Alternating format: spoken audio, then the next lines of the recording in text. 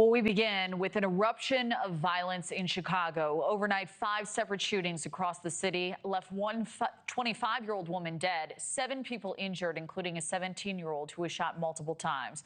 The violence stretching from the south side to the west side, and as of yet, no suspects are in custody. And it comes as ICE is now preparing a major enforcement operation in Chicago next week. This is part of the president's crackdown on sanctuary cities. The White House now targeting cities that limit cooperation with immigration authorities, calling them a public safety risk. Now, city officials say they haven't been contacted by the Trump administration as of yet, with Governor Pritzker calling this an invasion. Mayor Johnson just now signing an executive order in response to the possible deployment of the National Guard in Chicago. The order demanding President Trump abandon his plans to deploy the troops. Mayor Johnson also warning residents to prepare for the, quote, escalating threats from the federal government. The White House just now responding to that executive order, saying Democrats should stop doing, quote, publicity stunts to criticize the president, urging instead for them to work with the federal government. NewsNation national correspondent Mills Hayes is live in Chicago with all the details on this one. Mills.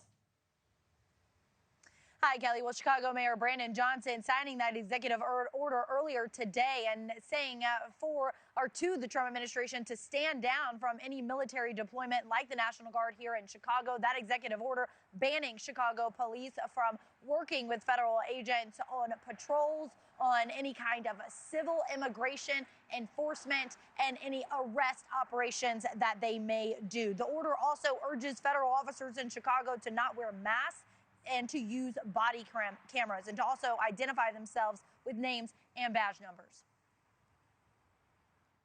Well, one of the things that it does is it ensures that there's a clear distinction between our local police department and federal agents. It gives a very clear directive, but it also gives very specific directives to our law department to make specific FOIA requests, so that if there's any immigration enforcement that's happening in our city, we have to know about it.